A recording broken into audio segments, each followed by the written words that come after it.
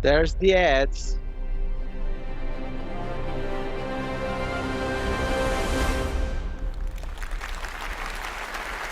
Mas Mahathir bin Mohammed, 2 gifts. 2 gifts, Mas Mahathir bin Mohammed.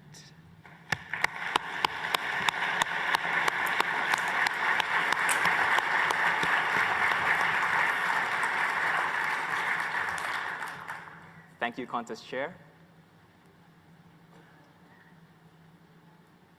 You're welcome.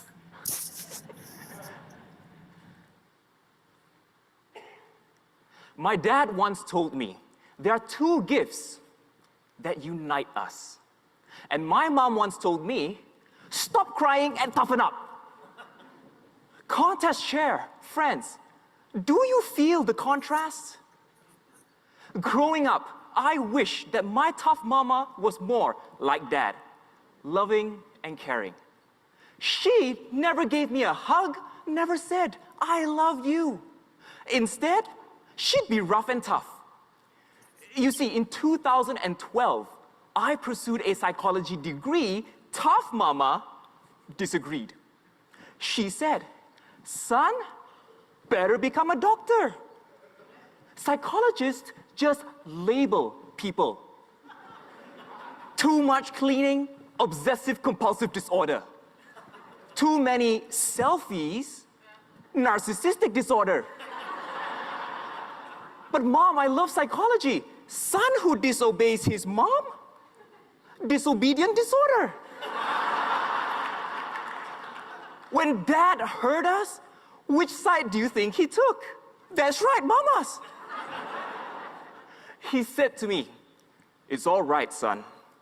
Behind every action, there's a story. Go find out. And as a good teenager, I disagreed. One Saturday, Mama, Dad, and I were at a party.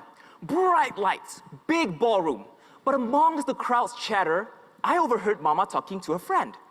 One of them told her, your son is so good looking, like Robert Pattinson.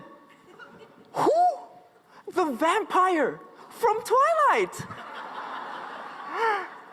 Then Mama replied, you're right, definitely a vampire.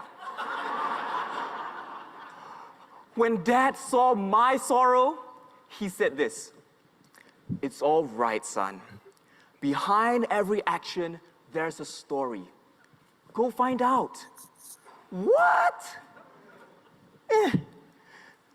At 19, I went through my first heartbreak.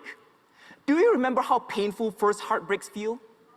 Oh yeah, when Mama saw the tears in my eyes, right away, she knew what to say. She said, son, stop crying and toughen up. Oh, that's it. I thought a mom was supposed to be caring, loving. My mama, none of that. The least she could have done was to give me a hug. Oh, so I gave her a label. Heartless mother disorder. And I avoided her. When she tried to be rough and tough, I avoid. When she tried to talk to me, I avoid. When she offered me my favorite food, I ate. Then I avoid. And after 3 weeks of avoiding her, one evening, I came home and was going up to my room. But I noticed that Mama was sitting in the living room. Mama's eyes had tears? Wait. My tough mama never cries. Anyway, in my room for half an hour, my dad knocked, walked in, sat next to me, and he said, you didn't find out anything about your mom, did you? How can I? She's always rough and tough. Son, what good ever comes from labeling and avoiding someone?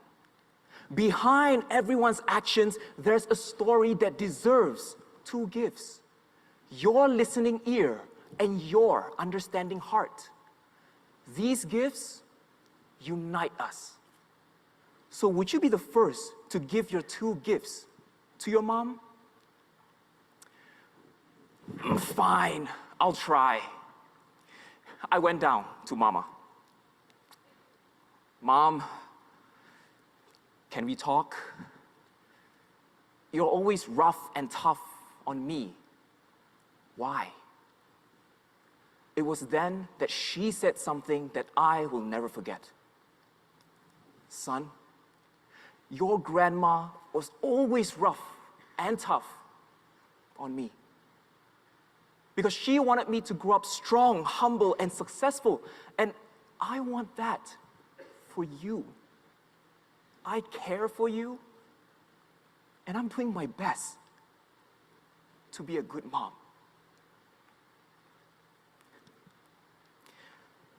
Listening and understanding helped me discover the story behind Mom's actions. See, Mama cared for me in the best ways that she knew how. Though her love was unconventional, it was unconditional. And I would have never discovered that had I kept labeling and avoiding her. That night, for the first time, Mama and I talked for hours. And at the end of the talk, I gave her a hug. And she gave me the warmest hug ever. As for the words, I love you, it's still a work in progress. When Dad saw us exchanging the 2 gifts, listening and understanding, he joined in the hug as well. My friends, the 2 gifts united us since. Are you labeling and avoiding someone in your life? They may not be someone rough and tough like my mama. They could be anyone in your home, work, community. My fellow storytellers, behind everyone's actions, there's a story. So let's make this world a better place by giving more of our listening and our understanding.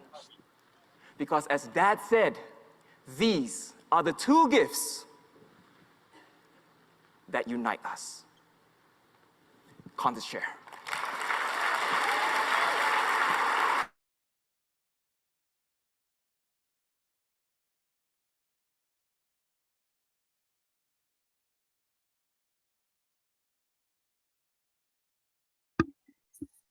That was Mr. I hope I say it right, Mahathir bin Mohammed. Right. And he shared with us, kind of a story about his relationship with his mother. And what caught my attention was his call to us to avoid labeling and avoiding people. So let's start with Roy or Maurice. Who wants to step in first for Doesn't matter. comments? Let me go, and then Maurice can take over this one, and then we rotate as we go on to the other ones. You're right there, Edith, and others. You saw that very end where he called to action, right? And that is very important when you're given a speech of this magnitude. You want to make sure you leave your audience with something that they can take away and they can work on, or something that they can relate to. The speech on itself, to me, was very relatable. Every one of us could find something in there that we can relate to in our upbringing. That if you notice, there was some humor in there, right? Humor always put the audience at ease, always put the speaker at ease as well. When he sees the audience reacting to his humor the way he expects, it puts him at ease. If he sees the audience was not reacting to his humor, I'm sure he would have switched his process, his thought, and do something else in place. But humor always brings something to your speech. The one thing I would have loved to see him do in his speech, he talked about always confronting his mom. But I would have liked to see a timeline on how long it took him to really realize what he needed to do to win his mom over. He told us what he did, but I don't know how long it took him. Did it take him years? Did it take him weeks?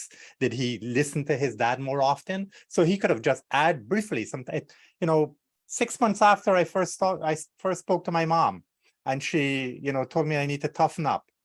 Well, I ignored that. After speaking to my dad, I went back to her 2 months after, and this was the approach I took. So in our minds, we can paint the picture a little better on how he connected those dots. The other thing that I saw in there that was those stories. He is a storyteller. And I don't know if you guys saw that, right? He was able to link those stories together. There were a couple of things he talked about, the psychology he started off with. Then he started off with the heartbreak. He went to the heartbreak, all tied to each other, right? With why are you doing this? Why are you being a psychologist? Why are you complaining about a heartbreak? Then his father gave him the points that he needed to do to address those. So 2 things he really talked about, and then he brought that gift in there to bring it together. So you're going to see the other speeches, and then we're going to compare those other speeches on why he ended up where he did. But Maurice, I'm going to let Maurice share his thoughts. Okay, thank you. Just before, Maurice, just before you go, you begin, I will ask the audience, the participants here, to also take notes, because it's very helpful to compare your notes with Maurice's comments and Roy's comments, because we will be able to compare how far you go into your analysis and what you may have missed, and also you'll be able to share with us by the end of the session. So guys, everyone take notes as you watch the speeches. So Maurice, go ahead. Thank you. Okay. Sorry for Okay, so I'm gonna take this from a different standpoint. Roy, I enjoy your evaluation, but I'm gonna look at it as a complete speech and why it was good and what was bad. And so I want to share with you first what's the essential structure of a speech or the story when you decide to write a speech. And there are like 7 or 8 things that needs to be in there. The first thing that needs to be in there is you have to have a clear point. What's the real purpose of telling this story, right? I won't go into the details of that. We can do that another time. Setting the context is also very important. Is there a challenge or a conflict in the story? And after all of that, what's the breakthrough? And then what's the transformational piece that the audience will get? And then closing the speech to reinforce the very point from the beginning. So with that said, from a Toastmasters speech preparation point of view, the first thing I noticed that was very, that stood out is when he came onto the stage, he set his space in the middle, and his speech was called 2 Gifts. And he began his speech by using a technique called couplets. So if you noticed throughout the entire speech, it was all about opposites or a couplet. So he talks about listening and understanding, caring and loving. And every time he did that, he referred right and left. But what was even special and very obvious, and this is a good thing when you're doing a speech, when you have different people in the speech, his mother and his father, one on the right, one on the left. Every time he spoke about the mother, he moved to that side of the stage where his mother was. Whenever he talked about his father, he moved to that side of the stage where his father was. So his body language and his vocal variety in terms of the voice of the mother and the father was perfect. Now, the humor, of course, was right on point. A topic like this, especially if he's going to talk about using OCD and stuff like that, he crafted it perfectly by giving us the jokes to make us comfortable. He was very conversational, and he did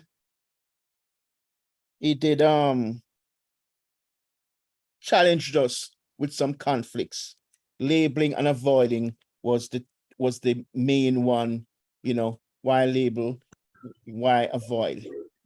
The breakthrough point for his story was actually when he sat down and got together with his mom after that, that little story, and they came together, and that's the breakthrough. When he made that breakthrough, Roy mentioned that it would have been nice to see how long it took for him to get there, and that was the part that was a little bit hairy, because if he had done that, then you'd have seen the transition to the breakthrough, which meant, I got to where I wanted with my mom, and then he closed with talking about the labeling and avoiding again. I thought it was a good speech. It was an excellent speech. This is one where when you're on stage, you use the stage to your advantage.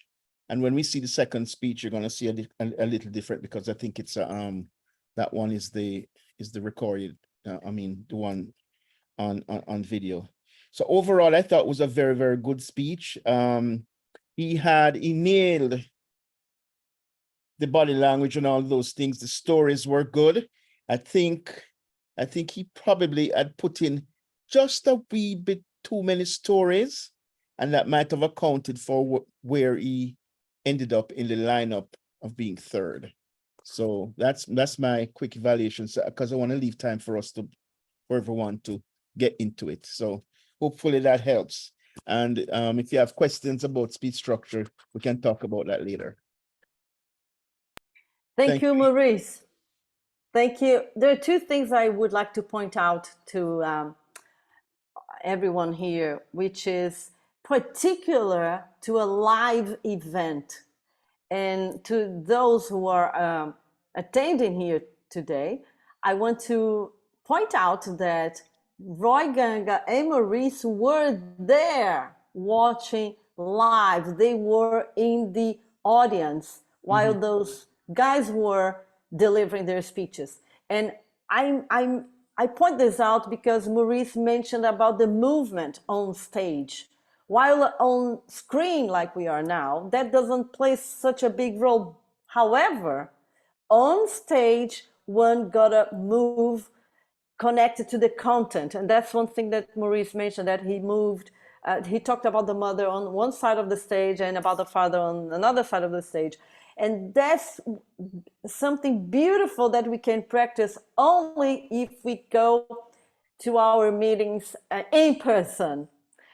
And the other thing is the too many stories aspect. Many of us tend to put together too many stories into one speech, and that's so common.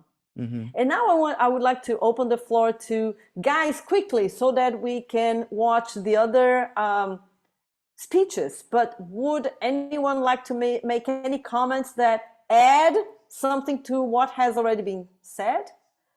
First, Eduardo, and Julio right after. Eduardo. Thank you, Edith. I want just to add something that was very specific on the details. Rather than say my mother cried, he said she have tears in her eyes. It likes a very descriptive situation. He described the action of crying. So I found this very valuable, not just saying the verb crying, but just describing the action of cry itself. Agreed, yeah. Julio. Well, I want to share one thing that stands to me, and this happens in general in the beginning of speeches, is that matching energy levels provide authenticity for your speech. So when he came and he saluted the contest chair at level 3, for example, oh, good evening, okay, and then he began the speech like, wow, good evening, Toastmasters. To me, it doesn't feel like he was feeling the speech. It feels like an act in a positive way, but he's like, well, wearing my speech cape or my speech hat, and then after the speech is done, he then goes back to his previous energy level. So I like to see somebody who's energized from the beginning. So when he saluted the contest chair, he could be setting the pace and the energy in the room already. Julio, if you want to see that, wait to watch first place Cyril Jr. Dim. But before we move on, quickly, Davis, share with us your thoughts.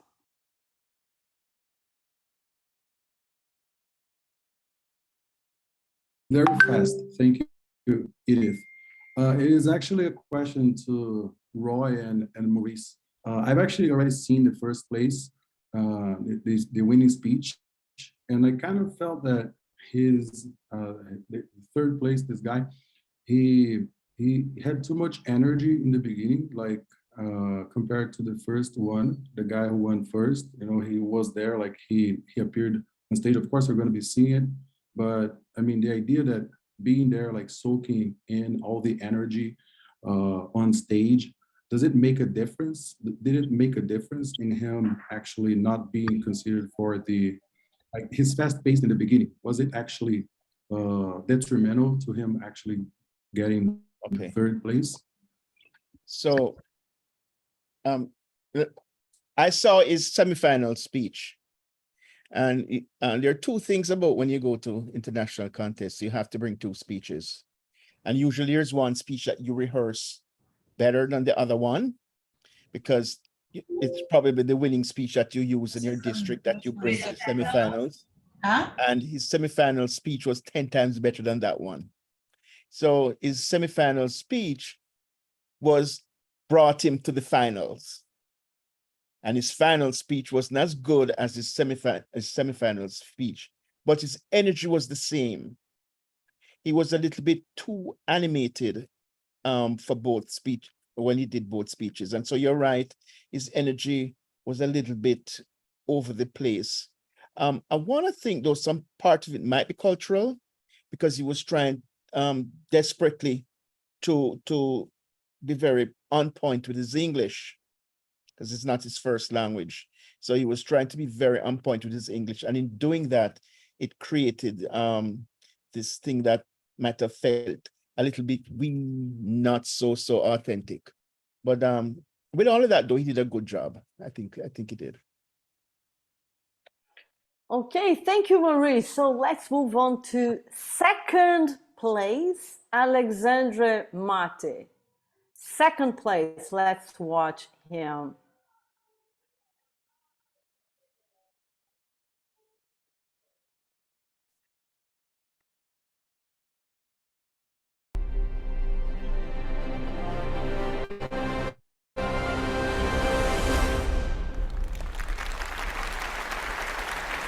Alexandre Matt. Missing ingredient. Missing ingredient, Alexandre Matt. Thank you, Contest Chair. You're welcome. If you're there in Nashville, you see me on huge screens, and I would rather be there, there, wherever the middle is, on stage, in person. So why am I here and not there?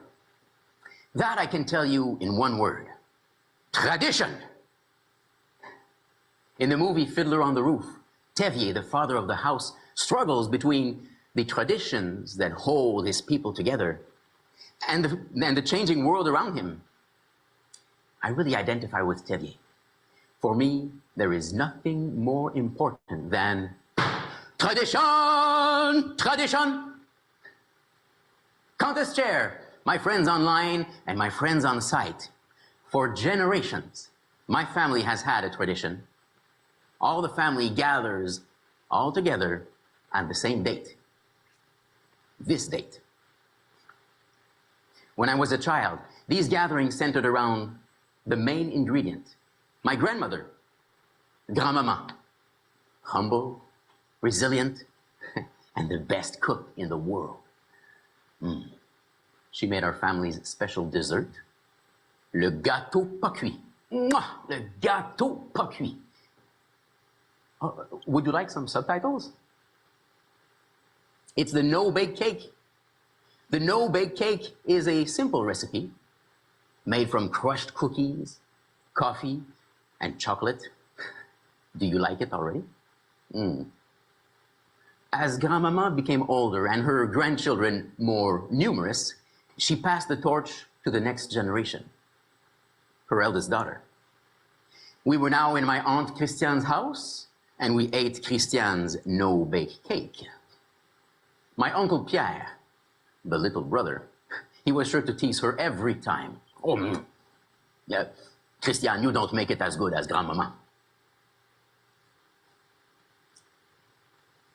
If Grandmama was the cookies, the main ingredient of the family, Christiane was the coffee, full of energy and flavor. So we started to think that maybe our family would crumble when Christiane left us too soon. Her brothers and sisters scrambled to keep the tradition going and to hold the family together. Who's hosting? Who's bringing the chairs? Who's preparing the games? And I'm thinking, who's making the cake? Well, it's important. It's tradition. I wanted to do my part. So I took Grandmama's recipe and I followed the instructions to the letter, which is not easy. Start with a chunk of butter. Chunk? I don't know what that is. I surprised my family the first time I brought the no-bake cake, and my Uncle Pierre had the first bite. Yeah, you don't make it as good as Christiane. Too much butter, I bet. Well, Pierre, what's wrong with it? How long did you leave it on the counter? What do you mean? You have to leave it on the counter at least 24 hours, so the no-bake cake has time to not bake. Okay, Pierre. Well, each year after that, I created a slightly improved version of the no-bake cake based on Pierre's constructive feedback. The cookies are not crushed right. It is too dry. The pieces, they are too big. He still ate more than his fair share. 12 years after my first try, Pierre said something different. Oh, Alexandre, your cake, it tastes like childhood. What? It's just cake. Or is it? No, just like any family's special recipe, our no-bake cake is a symbol. It's a reminder of those we love and those we lost. And it's also really, really, really good. Now, this year marks the first year without our main ingredient. Without Grandmama, I don't know, maybe our family will crumble? Tradition! In that movie, Fiddler on the Roof, everything crumbles around Tevier. His daughters question the people's traditions. The family is evicted. All the villagers are forced out of their town. But the people remain because of their traditions. Yes, some are gone, some are changed, some are morphed, but others remain, and others are created. And it is those traditions that have held those people together for thousands of years. Will my family crumble? No. Because I know my cousins will be there to hold the torch, each one of them adding a special ingredient to our family's traditions. One of them is hosting us, one of them is bringing a karaoke machine, and I have the no-bake cake. Together, we are holding together the family. My friends, what do you want to hold together? Your family? Your community? Your social group? Think about the traditions that exist in that group and do your part to keep them alive. And if no tradition exists, create one. Okay, you might have been waiting for it, my friends, so here it is. This is my no-bake cake. You want a piece? I can give you one. Just reach out and take it. There you go. Yes, take it. It's for you. Take it as a reminder of the importance of traditions. And remember, traditions hold us together. Countess Chair.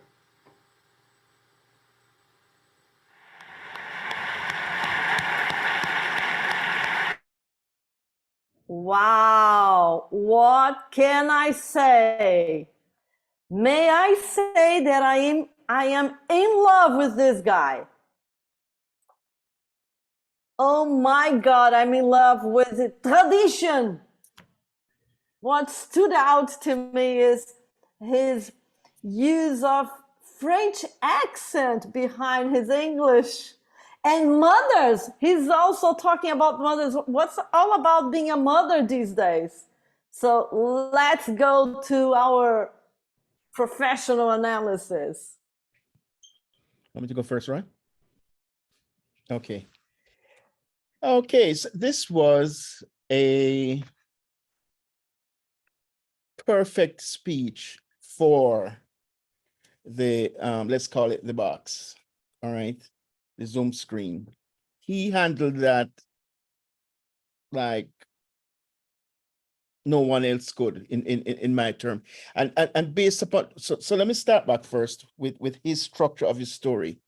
The structure of his story was point, story, point. He had one story to talk about.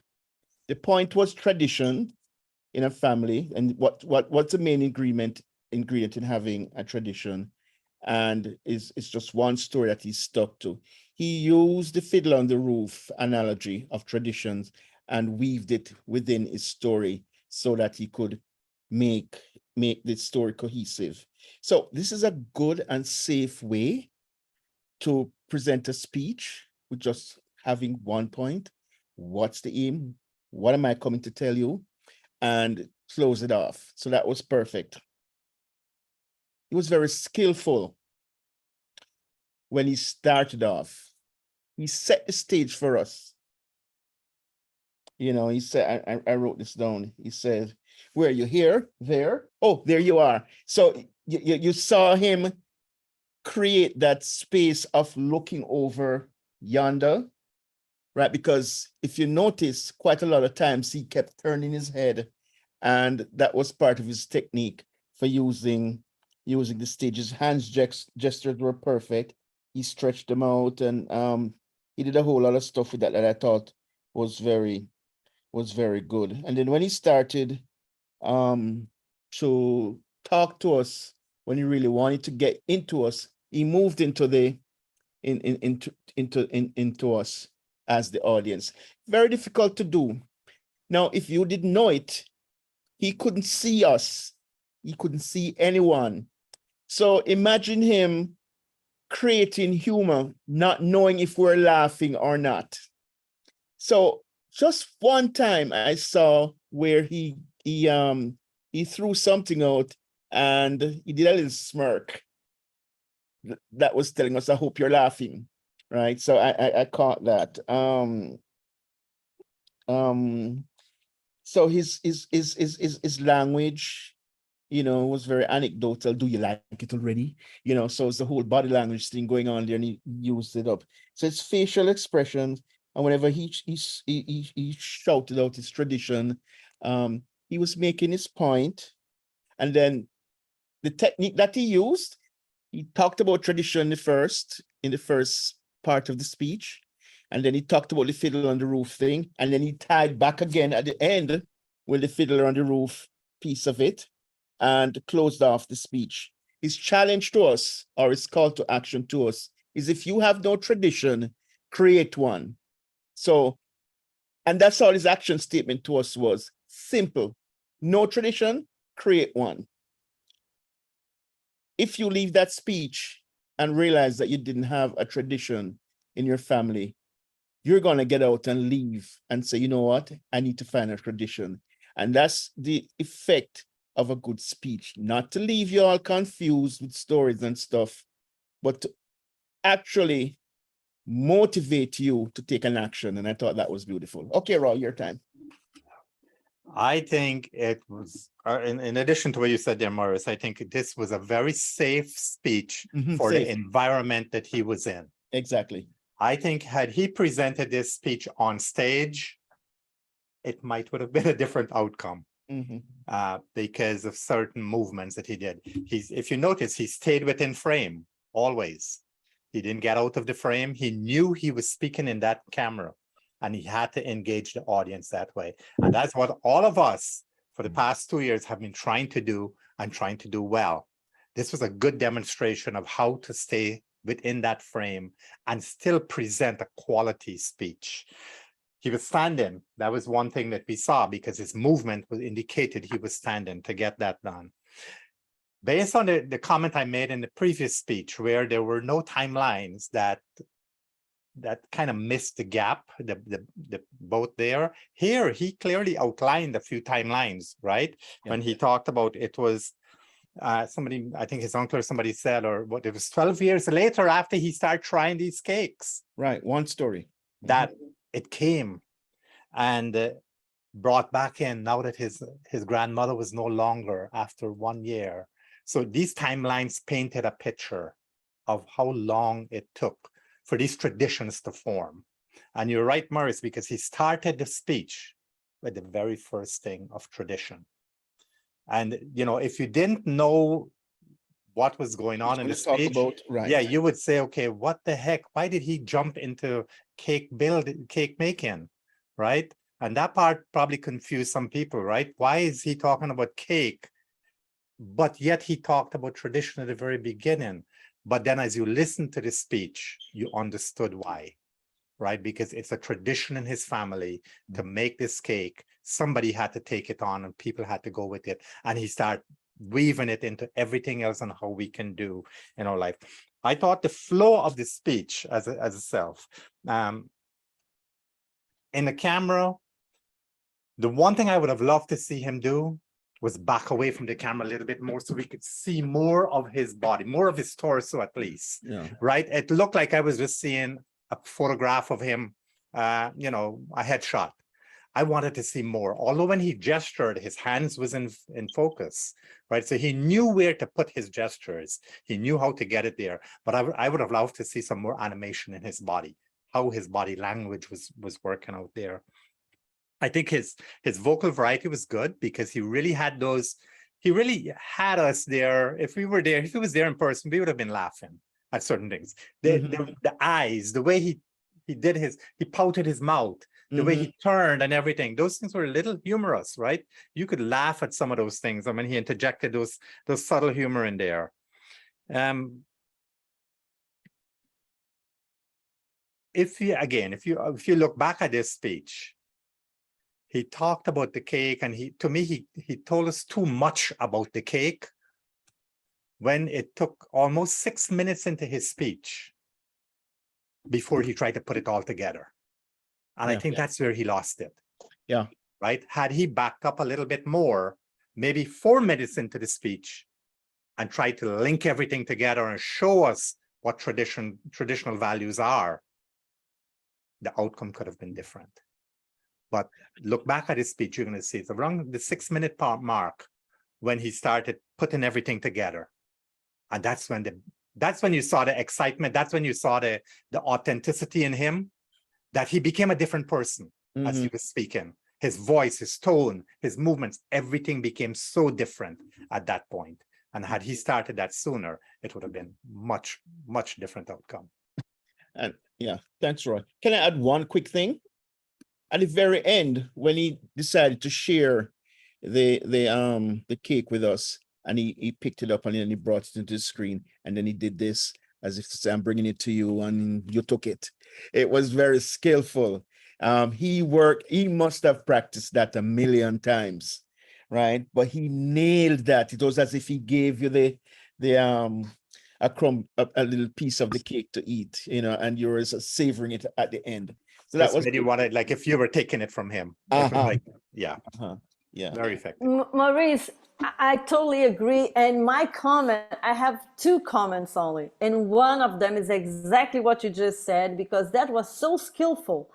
And again, connected to what Roy mentioned, that would work only on camera. On camera. You use the Because, space. yeah, it's really like one, you need one set of skills on camera and another one on stage. It's almost like going to watching on TV and on stage. We know that when we go to a play, to a theater, actors, we do not see their faces as well as on TV. So they usually need to shout or to speak much louder and exaggerate the faces a little bit because we do not really see them. So that was really a great example of a very good, skillful speech delivered to video. And my other second comment is I loved because there was not that cliche me, my sad story, and then I came back and here I am. Now, I love that, you know, going away from this cliche that I noticed in past contests years ago. Any comments from our audience? Julio. Well, I think to Roy's point, I totally agree. I think he could have explored more of the pathos in his speech. He could have fleshed out the fact he said it, but he could have insisted in the fact that he was gathered with his family and they were gathering right now, and that is the reason why. Again, he said it, but he could have expressed more of this emotional side that maybe my uncle and my cousins are in the other room waiting for me. But he talked too much about the cake and the process. It was beautiful, but it could have been more emotional. It was his technique. It was his technique because at one point, then you start to think, so what is this point? What is this point? What is this point? Oh, and then it was done. It was his technique. Davis.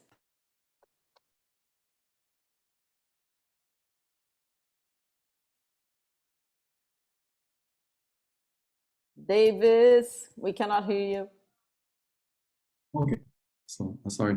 Perhaps he decided to speak like right in front of the camera instead of moving away from the camera so that we could see his whole body, because he wanted to highlight his peculiar facial expression, because it really got me, like the way that he was looking around and then looking into the camera. So that was, in my opinion, what actually made an impact on me. And that was his way to engage the audience as well.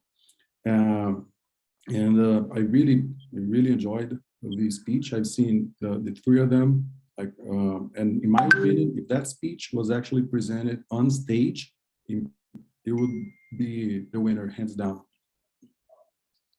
Back to you. And probably, thank you, Davis. And probably only I believed he would need to adjust to stage. So that he would apply other techniques more stage friendly, so to speak. And now, is everyone ready for first place? Take notes. Take notes. Don't forget taking notes, because this is also a learning session, unforgettable and unique. We have never done this before. And I think that we learn so much from watching the very good ones and listening to very good evaluators. So let's move on to first place, Cyril Jr. Dim.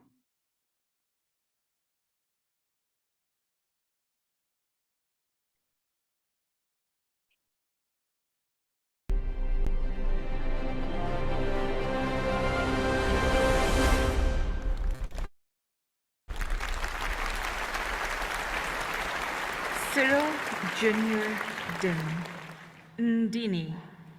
Ndini Cyril Junior Dim.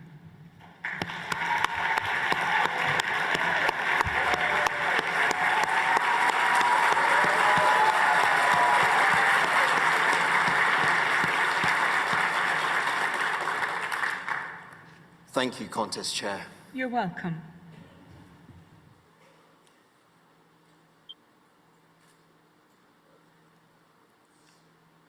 I love that the contest chair sounds more Zimbabwean than I do. In Zimbabwe, we speak Shona.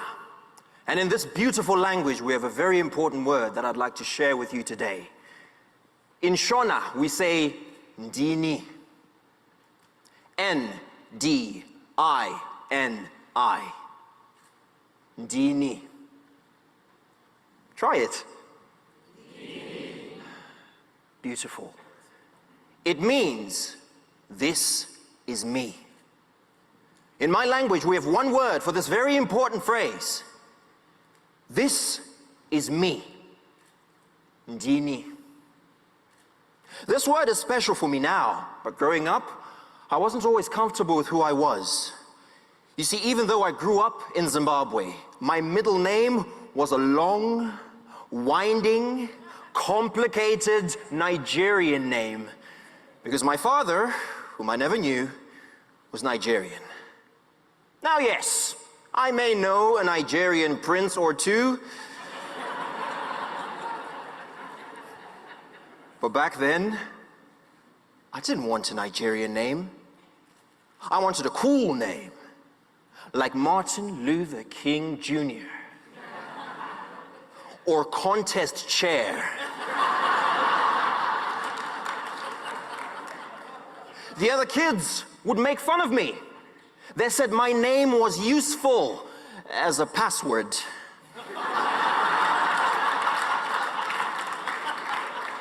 They called my middle name memorably forgettable. They said my middle name was a curse from black magic. I hated my name. Have you ever hated something about yourself? I would argue with Mom. I would be so mad at her. You gave me this name. You did this to me. And now everybody makes fun of me because I'm different. And my mom would look at me and say, but son, that name is who you are. It's special. You know, your middle name means that what God has done, no man can change. And I said, Mom, man has changed many things. Okay, look at chihuahuas. That used to be a wolf. I'm pretty sure I can change my name. And I did. As soon as I turned 18, I had my middle name removed from all my documents. It became my best kept secret. And I have not said that name once ever since. Before I knew it, it was 2018 and I'd landed in college, not in Zimbabwe, not even in Africa, but in the heart of Eastern Europe. It was clear who grew up in the snow and who grew up in the sand. I had never been this different before. The fly in the milk. It felt like I had taken one step forward and 10 steps backwards. But then I met Nick, another fly in the milk, but from Congo. He's got the African boy swag, you know, low, deep voice, speaks very slowly. He's like Mufasa, but in slow motion. We're in the library one day and Nick drops his ID.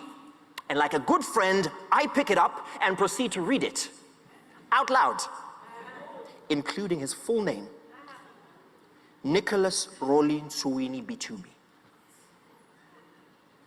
I say, dude, let's say your name 3 times and see what happens.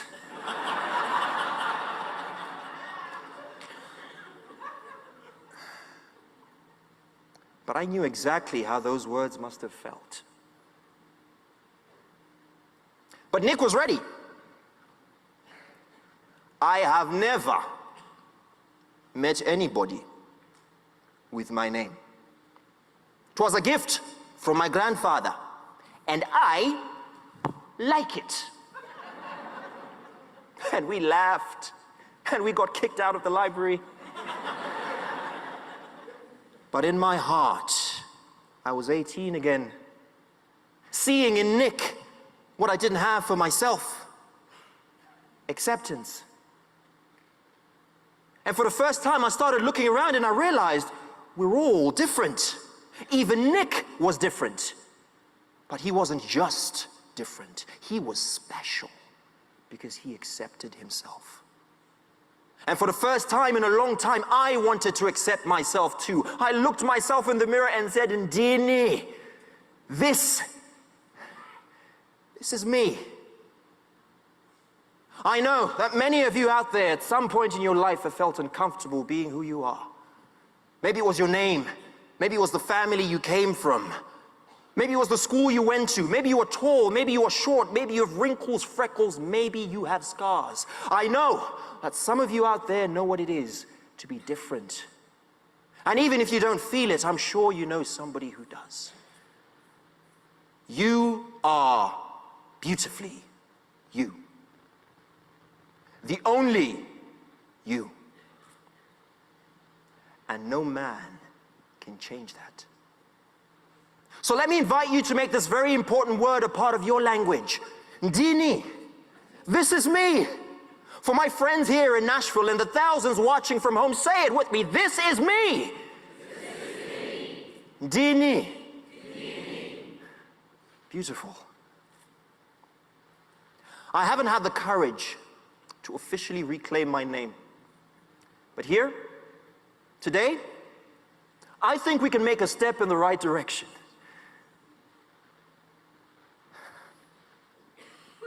I was born Cyril Jr.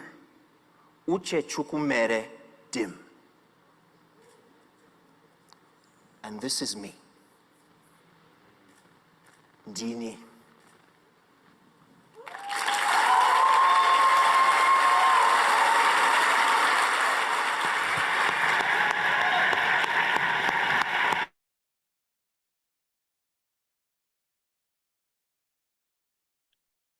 Yeah. There we have it. First place. Who goes first? This is a tough one to evaluate this speaker. Let me give it a shot. Let me give it a shot first, right? I heard it live. I saw the video again, just to make sure that what I saw in Nashville was actually what I heard. And I wasn't getting caught up in the whole humor and nostalgic feelings that I was getting in Nashville. And every time I look at it, even now, I just looked at it again. And I got chills in my body, right? Because this speech spoke again to every single one of us. How we could be easily bullied, how we had certain things in our lives that we weren't pleased with, and what we wanted to do, and how we come around back in full circle to accept those things. You notice when he started out, that humor, when the contest master introduced him, and he just looked at her, that moment of silence that he looked at her, we know this guy meant business, right? We know he was going to speak on something that we wanted to listen to, because he just looked at her, turned back to the audience, and turned it into humor immediately. Had the audience laughing with the contest master had more Zimbabwean accent than he did, right? So that put, again, the audience at ease. Humor always put everybody at ease, right? Audience interaction was something else he did very well. He made everybody repeated that word. He made everybody said what it meant. because he wanted them to understood what he's going to be talking about. And again, we all noticed from the other two speeches, he was commanding from the first word he said. He commanded that audience, and he commanded it with passion. Look at his movements on stage. He didn't move around. The other two did not move around, as you know, but he moved with a purpose. And when he moved that stage, you followed his words as he was saying it. For real. Right? He just grabbed your attention right there, and you were listening to every movement, every word that he was saying. You feel that passion. I felt the passion. Every time I looked at it, I felt that passion. I felt that he was speaking to me, and he was teaching me something in such a way that I wanted to listen, I wanted to learn. Observe again his action, his movement, his pace. Everything was on point. You know, we go through these things. These guys at this level, they rehearse and they rehearse and they rehearse. But when you compare the other two to him, you can tell the first speaker, and I think somebody had mentioned it earlier, was over-rehearsed because they came across that way. The second speaker, again, rehearsed, but did a better job than the first one, right? The one who came in third. This one here, he rehearsed, but you didn't notice that because it came across so smooth. Reiteration of the topic. He had a couple of times where he talked about Dini. And he nailed it at the very end.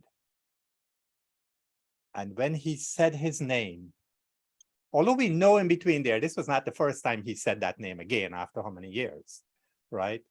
But he made us believe that, yes, this was the only other time he ever said that name. And he came to the front of the stage, planted himself, and said the name. And then ended with, this is me. Very powerful, very effective. I thought his word choices was great. Did some very good comparisons with sand and snow. So again, who never saw snow before, but lived in a sandy area, can get that picture of sand and snow. The fly in the milk. I know some of you may not have picked it up there, but think of it, a cup of milk, white milk, this little thing flying there, a little black dot flying there. That is what he felt when he went to actually Poland he ended up living in. Mm-hmm. So this black guy moved to Poland and was the fly in the milk.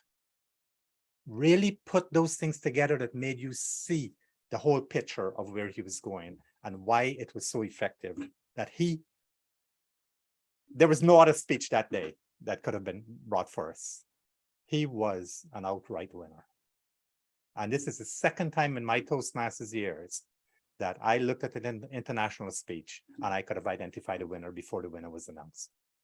That clear cut. Maurice. Okay, so Roy, you said almost everything that I wanted to say.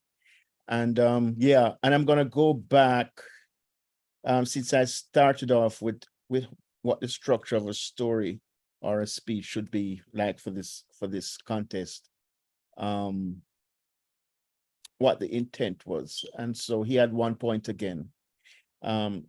He did make it that clear in the beginning, but this is what he knew. He has a purpose for telling the story. So, you know, it wasn't exactly clear, right? He was just not telling the stories for the story's sake, though, right? He wanted us to take us on this journey and for us to get it in the end. His speech was about self-acceptance, not something easy to talk about as an individual, but here is what made the difference. Because of his cultural background and in Zimbabwe, you know, he had to use what I personally call cultural sharing, taking pieces of the culture that people make fun of all the time and use that and made it funny for him and for the audience so that they could be comfortable when he was ready for us when he was ready to take us on this journey. So the first thing he did, he got us into the name, right? What's so special about the name? It is spelled Ndini, but it's not pronounced with the N. It's just Dini. The N is silent. And so for people who are of the English or whatever, they get confused. And we do get confused. Even myself get confused trying to pick up on some of these names. How do you pronounce it in Portuguese might be different. And so you feel a little bit uncomfortable. So he would be feeling a little bit uncomfortable, but he wanted us to be comfortable. So he used humor to do to do his speech. And he set the context, right? He wanted to change his name, blah, blah, blah. So the context was, I was in Zimbabwe and he gave us the story. What did I write here? And how he felt about the name. He gave us good description, like Roy said, and the references that he used. If you noticed, he used some of the then references and the now references when he was talking about Martin Luther King and, back and forth with that, with the humor. So his dip, he did for you, which you don't like, but I loved it this time, was that he hated his name. And, he gave us that story and the story with his mom and the humor with the chihuahua and the wolf. It was just perfect. He weaved it right there because just about as we're going to get uncomfortable, he dropped a humor for us to laugh, because of the opposites. So that was perfect. So that was his challenge and conflict. And then his transformation now was when he was in the library with his friend, Nick, and talked about, and he made fun of Nick's name, the humor with you have to call your name 3 times. As if something is going to happen, like a spell. And that whole part was this transformation. And then he came to the real thing. Have you ever had a situation where now he made it personal, really personal for everyone in the room? Have you ever had a situation where you were not accepted, So it wasn't about the name now. You were fat, you were bullied, you were hungry or ugly, whatever it is that, people can call people names and people as young. And I could remember clearly, I sat there, I was moved because I could remember some of those things when I was in school as well, and other situations that I've been through that I clearly identified with. And so he nailed it in that way. And so when he started to ask the questions and brought us into the speech, and then he talked about self-acceptance, and then just to make it a little bit more to get us, he used the word different. That was where it brought everyone in. So every one of us in this room have felt different at some time. And everyone, I don't care who was in the room, had that experience. Okay? Every single person, even in here, you have felt different at some point in your life. And that is how you connect with an audience.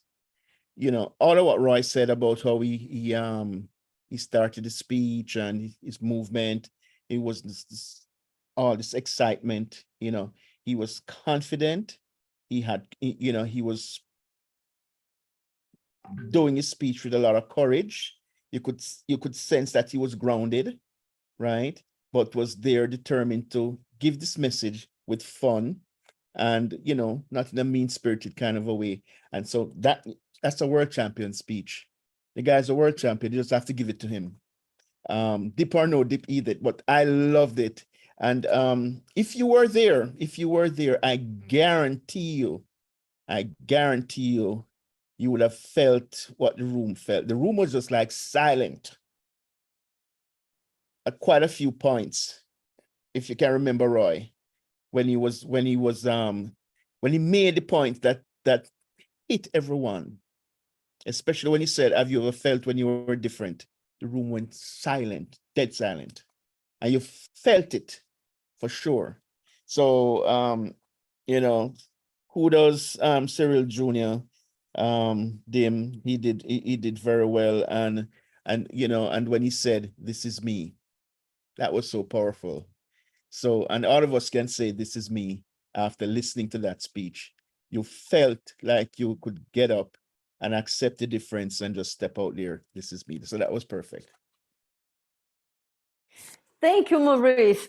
One thing, yes, in fact, you know, he told us a kind of a sad story and in the end, a happy ending. However, a very big difference from previous speeches I've seen is humor. Yeah. There was humor all through, all along, the whole time. There were moments of humor. That was never like, oh, poor me. Yeah. Even if there was a little moment with poor me type of thing, there was humor right after. Yeah. So that It's a was sense. a cheering up. I was wondering, the Yeah. second place was kind of humorous, had humor a lot.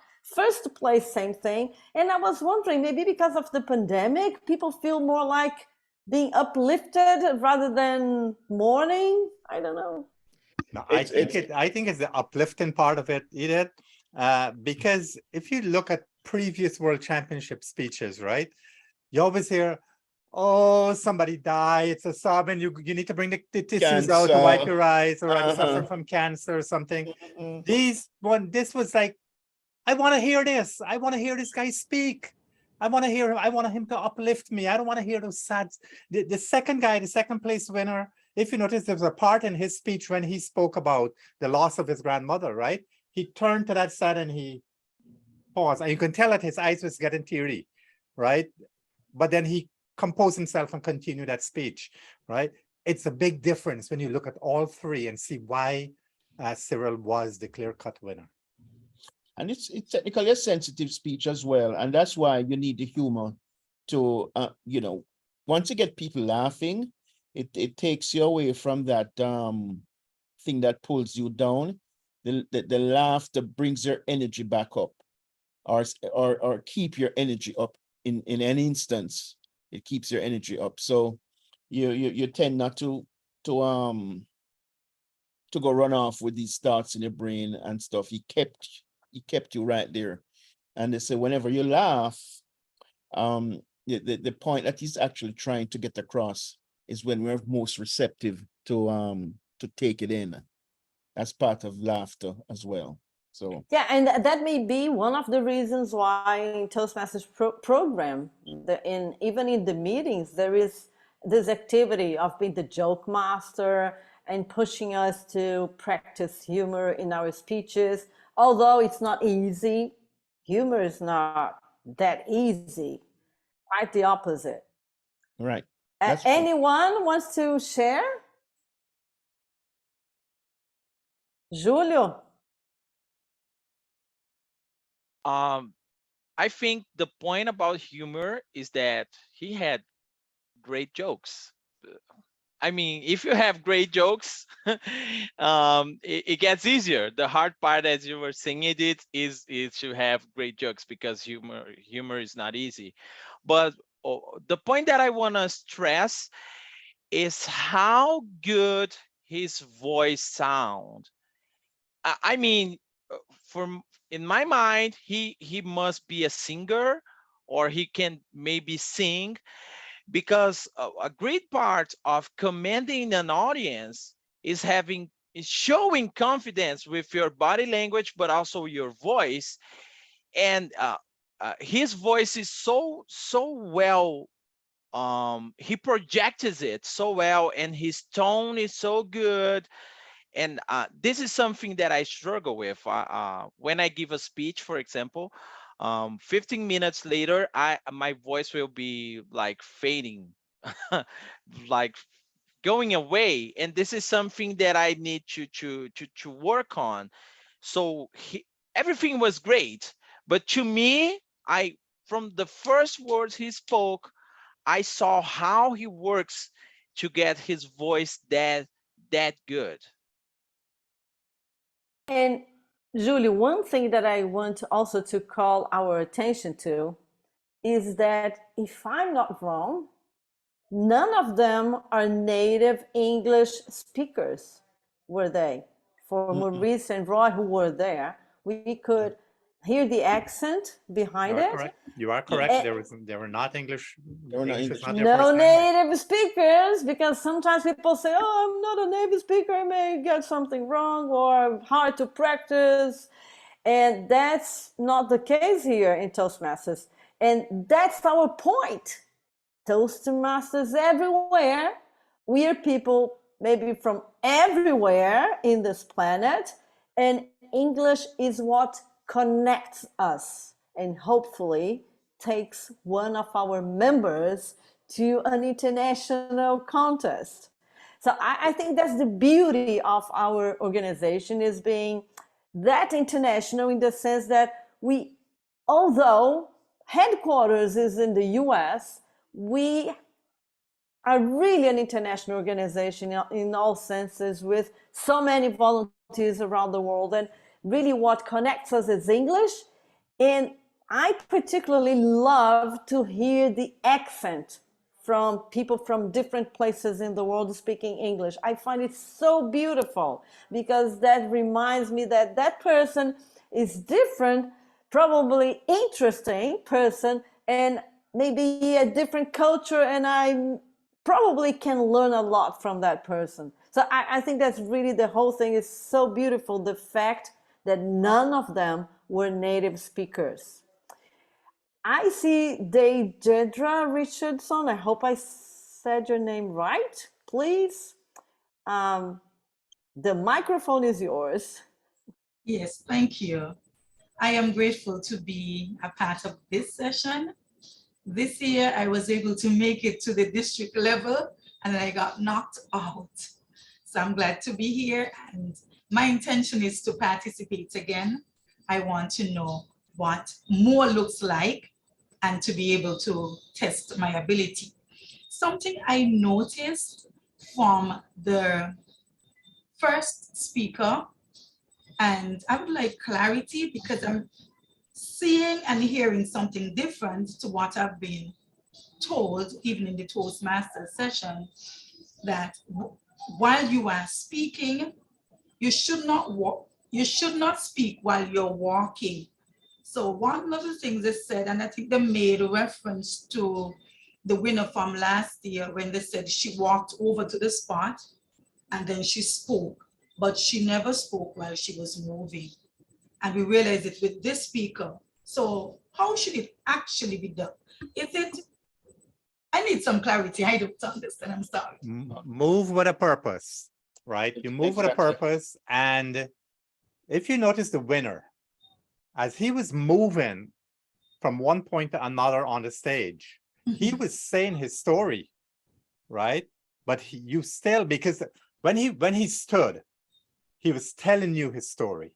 He didn't complete the full thought because he knew he was moving again. So he continued it and concluded that thought while he was walking. But he didn't walk with a distraction of saying, I'm running to my spot or I'm just bouncing around the stage. No, I am still speaking to you as I am moving. So it wasn't as distracting. So yeah, when you move, you don't want to be bouncing around the stage, talking all over, but when you're going to move with that purpose. And if you have a thought to say, it's like connecting the dots. You're connecting the dots through that conclusion of one thought to the other. Now, what I would add to that, Roy, is as he was speaking and moving with a purpose, he wasn't rushing over to where he was going, right? But then when he got there, the thought or the point that he was trying to convey was done. And when he got to that space, he started something new. Yes. You know, you remember the first days, you know, or early days in Toastmaster when you're new, and they tell you, oh, you need to work the stage, and you start to speak and you go, and you stop, you didn't stop, you come back over here. Be careful of that, because that's a bad habit to get into. It also is a habit that people pick up because they might be nervous, and you know, they move to kind of like not show the nervousness. So the purpose or being very deliberate about what it is you're saying and where you need to be on the stage. Here's what I would mention to you. And when I coach people with speeches and stuff like that, when you write your speech, every sentence, every thought, you need to know where you're supposed to be on the stage. Right? Every sentence, every thought needs to be deliberate, and you vision yourself where you're gonna be on the stage when you say this, whether it's upstage, stage right, stage left, or behind. You know, you need to know where you're going to be. And when you begin to practice the speech, right? And every time you say that sentence or that point, you automatically begin to go where you're supposed to be. So then it's not a point where I need to remember that when I say my mother was mad, I need to be over here because mothers are over here. You know, you already set it up when you were writing it. And so the subconscious now tells you, drives you over there, you know. So what I can say is the speech writing or the crafting of the speech is the hardest part. Delivering the speech is probably the easiest part. So pay attention to how you craft the speech, the message, and where you want to be. And you know, you can't go wrong. You can't go wrong. The rest of it is just practice. Yes, Maurice, and you brought up one very relevant aspect, which is writing. Yeah. Many people do not give the necessary attention to that part of the preparation, writing, choosing the best words to convey the message. So, and he had a timeline, right, Roy? The timeline that you pointed out about the other speeches. And I think that was really wonderful. Would you like to share something about the atmosphere there during, you also already shared a bit, how that felt being there live and watching them on stage, but would you like to comment something else about the energy when you are there and you are participating live in person? Well, for me, I'm used to being there with everyone on stage. And so this is the first hybrid speech contest. And my thing was, oh my goodness, I'm comparing on screen and on stage in a different kind of a way. And I was a little bit confused because they moved from one to the next, from one to the next. And then I'm like, okay, all right, where's the value here? Let me see if they're gonna do. And then you're switching ahead and they move to the next speech. But to say that because I'm more into speeches and how you give speeches and how you write them and how you critique them, you know, my head was just going fast until we got to Cyril. He was the last one, Roy? Yeah, I think he was the last one. Couldn't miss. I mean, that just grounded you, you know, that just grounded you. There were a couple of, you know, all the speeches were good. Oh, I'm gonna share this. The majority of the people brought their best speech to the semifinals. And so I would say that when they gave their second speech, most times it's like their second best speech, unless they risk using another speech to bring them to the semifinals. And most people never do that. So their second speech is usually one that, you know, is like least prepared, or you just have two that you really prepare, which probably makes sense anyway. And so the two of them need to be really good. If you remember, Roy, the woman who spoke, she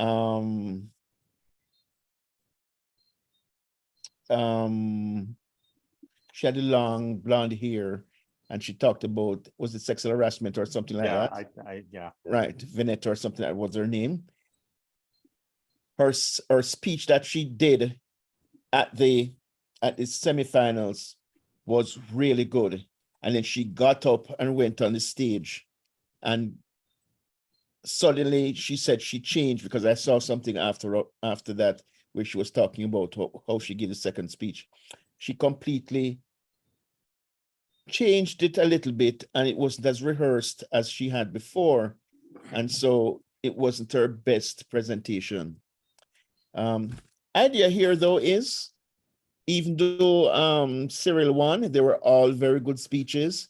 The thing about it is a good speech connects, whether you win the trophy or not. The idea is to go up there and do your best. Be authentic, be your best. If you win a trophy, you win a trophy. If you don't win a trophy, that's good too, because you got there. Just to be there on that stage, all 7, 8 of you who are there is a trophy moment anyway. And guess what? The trophy going to go home and you're going to put it on the back bench and forget about it. Okay. Yeah, Maurice, one thing that your comment made me think of, one aspect of the contest that people may oversee, which is strategy. The strategy to reach that stage. What speech you choose to deliver at what phase of the contest. Right. So that's one thing. One must be the judge, right? You must be plan to be strategic so that you move ahead. Is not sometimes it's not only about your speech, but which one and the mood in the audience. And I'll share this. There are people who have been to international contests and had a damn good speech, the best speech if they could have gone on the international stage and won with it. And when they won their semifinal, they didn't realize that, oh my God, you have to come with a second brand new speech. And they were like, oh, and they have to pick a speech that they did sometime before, or they're going to overdrive, trying to perfect another speech that they might have done to get there, right? So a lot of times, and I think it probably was in the early days, Roy, whatever speech you went to semifinals with, you could go to the final with, and then they changed that. Change it up. That was and then they changed it. So you have to come to the final now with a new speech that you have never given anywhere else before, because they actually have people in the audience judging your speech to see that it was fresh, new, and authentic, right? So all the other speeches that, one of the rules there is all speeches that you have given before, whether at a contest or whatever, you need to give them a summary of that speech. And then there's someone sitting in the audience going through your summaries. And if for any reason you take more than so many % of it and add to this new quote unquote fresh speech, you're disqualified. Yeah. Only one comment before Roy speaks, and then we will hear the judge. Is Roy, if you could comment on this that Maurice mentioned about, I understood that you were there, and sometimes there would be someone on stage and sometimes someone on video, on screen. Was that it? Yeah. Yes. And I think we had I think it was half and half. Half of the contestants were in person and the other half was on virtual, right? So it was a challenge, I think, for a judge, right? Although the judges were briefed on how they need to judge both sets of things, because you had judges in the audience and you had judges virtual as well. So they were judging, they had a mixture of everybody doing there. So it was a really hard one to judge when you look at the way video presentation versus a live presentation works, right? Because you can see more of the animation, more of everything with the person live. You couldn't see that anything, but the judges were told these are the things they need to look for at a virtual level versus the thing. The other thing was that, before I go to Deidre, while I have the thought in my head, you guys saw the 3 speeches. You saw one virtual speech, right? One taped speech, well, not taped, but I am going to challenge again. I think since I became a member in District 111, I've been challenging you guys every year and you haven't done it. Challenge you for this year, the clubs in District 111, because you are not a full district as yet. You can do a taped speech based on the international speech criteria, but you have to be a member only in clubs in District 111, right? You can't be like Maurice and I can't compete because we are also in a district club. So if a member is in a districted club, they cannot compete. But I will challenge the clubs in District 111 to compete, to give a video speech, have the club competition. The winner of the club taped speech is submitted to World Headquarters. You don't have to go through area division, district level. The winner of the club taped speech is submitted. And just like how you saw that person spoke in the square box, use that as a model to share with your members and said, here, Yeah. you can do it, Mhm. right? Get them out there. I want to see you guys next year. At least somebody from Julio. Brazil. Somebody from Brazil Julio, should win Julio. that international speech contest at a tape. on Right, a you tape know that level. Julio already competed in Brazil and was third place 2 years ago. Right. Come on, guys. Do it. Do that tape speech. You know, we can get somebody out there. We can put Brazil on the map, showing them. You can even get first, second, and third out of Brazil, you know, with 3 different representatives. Come on. Okay, Deidre. Okay, I have another question. I just need clarity. I am juggling between Toastmasters and John Maxwell. In Toastmasters, can you hear me? Can you see me? Yes, we can hear you. Okay, so in Toastmasters, we hear a lot about gestures. And in John Maxwell, as a professional speaker, they tell you it's not a drama and you're not into acting. Yes, you have some gestures, but take, for example, in Toastmasters, when you're talking about somebody call, you know, we like to do the telephone. But John Maxwell said, if you are talking about somebody calling, then you simply say what the person say, and then you understand, well, the person called. You don't need to do the telephone sign. So I'm just wondering, what's your take in terms of how far do you go with gestures in terms of a professional speaker? Because outside of Toastmasters and the international competition, I am a motivational speaker. So I'm going to go in some corporate setting and I'm going to go on some platforms. So do I take the drama with me or do I just present as a professional speaker? So you take the drama wherever you go as a professional speaker. And what's very, very important is to know your audience. Who am I going to speak to? Who are these people? If I'm talking to top level executives and I'm giving them a keynote, they really don't need the drama. They don't. Right? So know your audience. You come into Toastmasters and you decide you're going to enter you want to be a motivational speaker. And I'll add to this, a motivational speaker is all well and good. You need to cover 2 things. You need to motivate and you need to transform. Yes. All right. So to motivate and transform, you have to get people connected, right? As Toastmasters, we're storytellers. We tell stories. And in telling stories, you need to bring everything in because the audience don't only listen. Some people can see, some people hear. There are different ways to learn and connect with people. And so if you do the actions, right? Somebody might be way in the back of the room, didn't hear exactly what you said, but you did the action as well. So it completes what you're just saying. So the body language, no matter what you do and how you do it, this way or this way, is important. And so it's all about who the audience is, what's my space, when I'm ready to give this speech. Take all those things into consideration as you're crafting the speech, like I said before, and put it in there. The most important thing is to be authentic. Just bring yourself. Yes. Bring Deidre.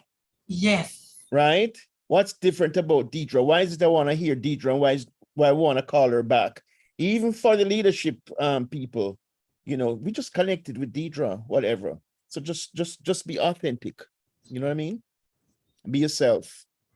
And Julio, the voice, The voice thing is just a thing. Some people have it and some people don't. But guess what? You make your own voice your own, choose the words, choose the emphasis, and you can beat them just the same. Can I share a tip that I've learned with the voice in terms of the vocal range?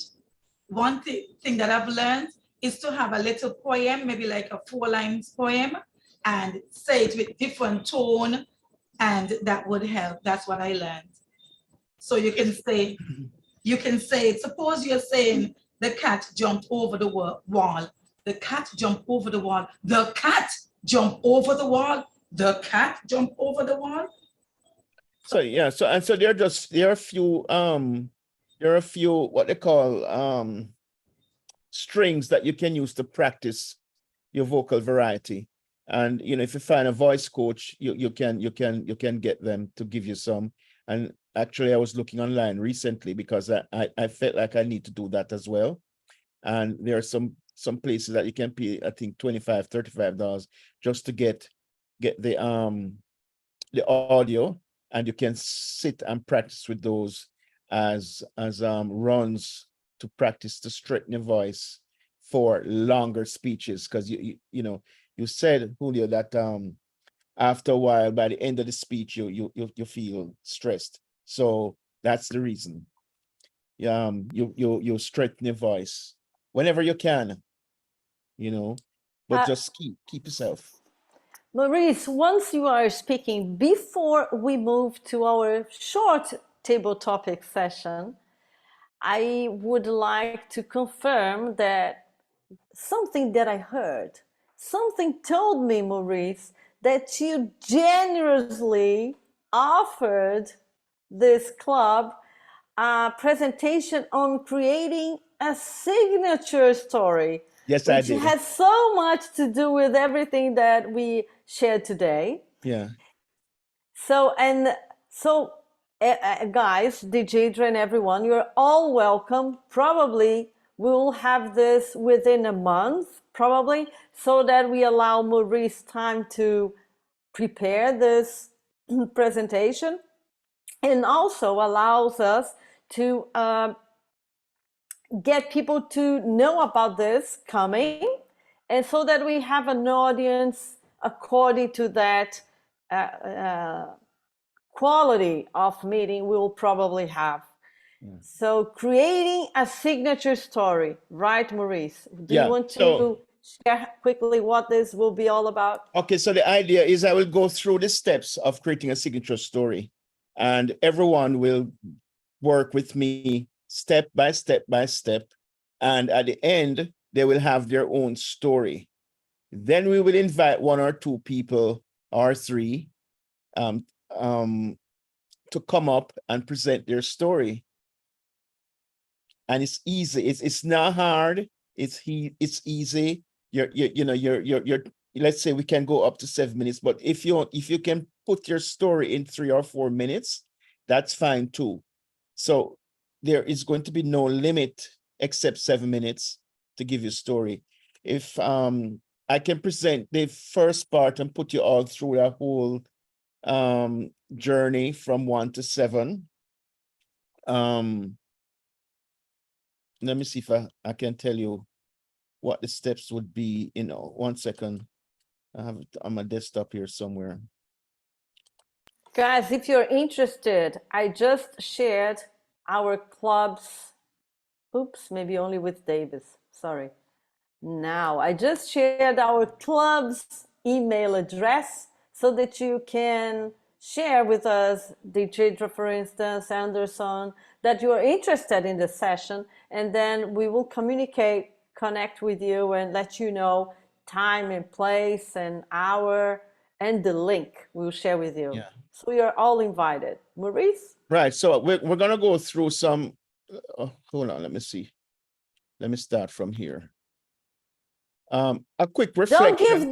Don't give them everything, Maurice. No, I'm not giving everything. I'm going to teach you how to build a story from a reflection where you create an event. You think of an event that you had in your life.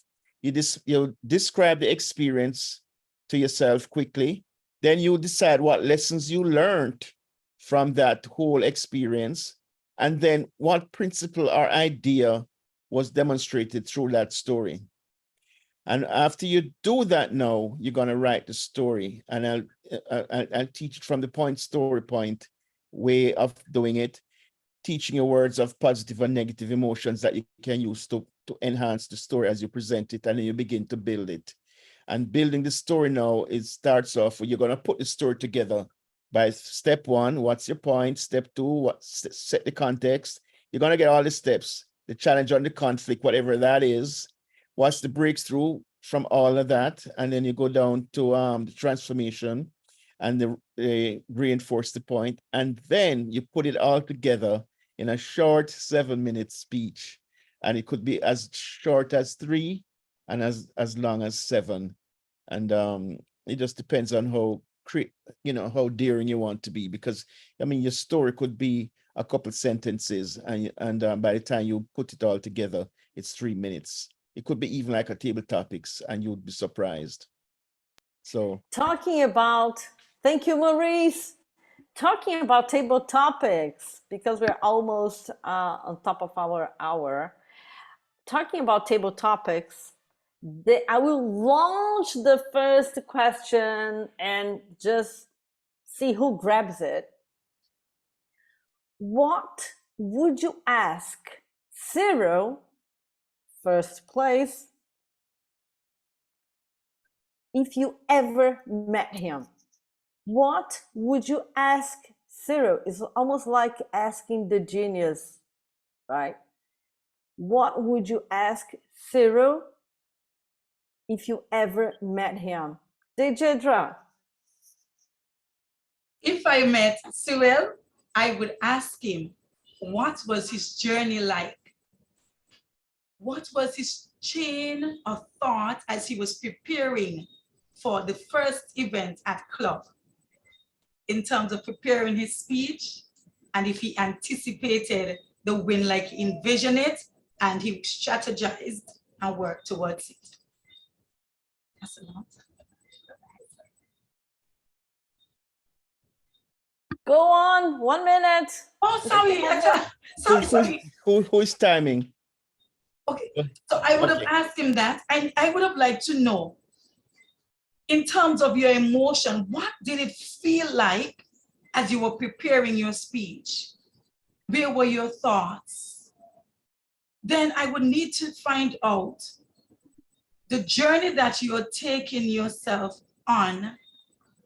What would it take if you knew the outcome that you were going to win? What would you do differently? This is what I would ask him. I have more time, or I'm done. Thank you, Deidre. Perfect. Now another challenge, and that's a big one too. The challenge is, what would you tell Alexandra Mate, who was second place? He was almost there. You met him, what would you tell him? He's kind of devastated because he was second place. What would you tell him? Lucas Lima, what about you, a coach? What would a coach tell to the second place? Okay, very good. I loved the speech of Alexander, and he talking about family, and he used Zoom very well, as Roy and Maurice talking about here.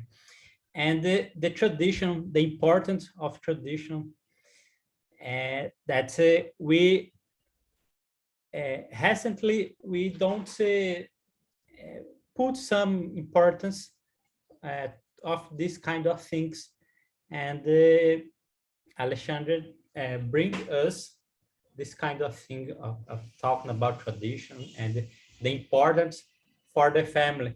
So I would ask for them,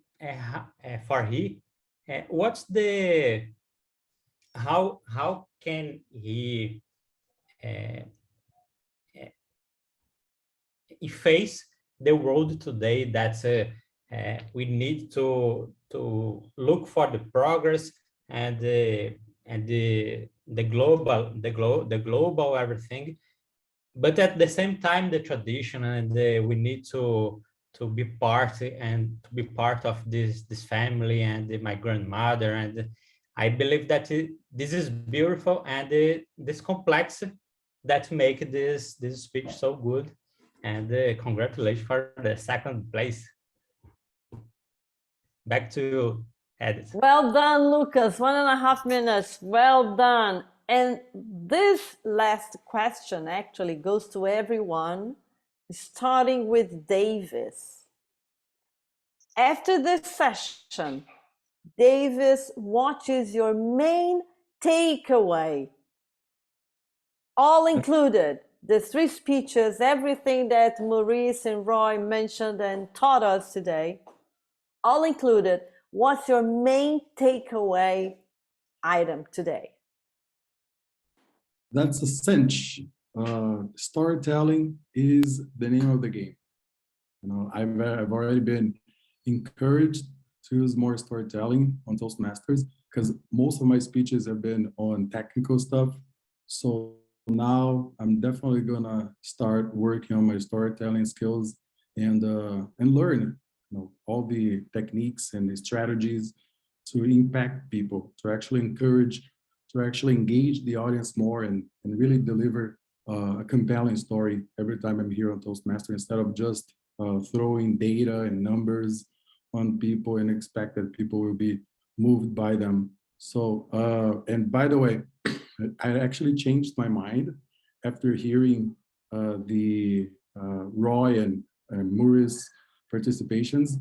I now think that the guy, you know, was, as Roy actually said, was a clear-cut winner, especially when he brought up the emotional side of life, and how you can actually be bullied, and all the negatives that have occurred in your life. You know, it actually made me think, rethink my position, and I now believe that he's definitely a clear-cut winner for sure. But storytelling, like going back to your question, Edith, storytelling is, I really need to work on my storytelling skills. And today was definitely a call for action. And from now on, I swear to God, my speeches on Toastmasters will mostly be on storytelling, on impacting people, engaging people's emotions. Back to you, Edith. Thank you, Davis. And I must confess that I am stuck in my pathway on storytelling. I'm kind of trying to take all the exercises, all the projects in storytelling, because I think it's so crucial. Aleixo, you are hidden there, but I can see your name. Therefore, I can kind of see you, Aleixo. Do you want to share your main takeaway? And then we will hear Anderson. Hi, good evening. First of all, when you know, when you ask me to say something, you are telling me, because I don't know too many words to keep a good conversation. But I'm happy because I could understand at least 80% of the words tonight. So I could understand. I could get the idea. I could learn something. But I can't give a good opinion because, as you know, I don't have a good vocabulary to keep a conversation. So, but I'm happy to have participated tonight. Thank you so much. Thank you, Aleixo. And I must share that I know Aleixo for quite a while, and he has improved and advanced so much that, Aleixo, you have nothing to be sorry about not speaking English, because you know you have evolved so much. It's so good But to I'm see happy. that. I'm happy to know that the three participants Are no are native not. speakers. Yes. Are non-native speakers. So I have a chance. You do. Thank you. Anderson, now it's with you. Your main takeaway. Yes, so good evening, everyone. Good evening, Maurice, and thank you for this great presentation. I have just arrived, or arrived 30 minutes ago because I was in another meeting, but I could take the last part of your speech while we were conversating, we're having a conversation about the main topics on the speeches, and I'm really interested on hearing you talking about this signature speech or creating your signature story.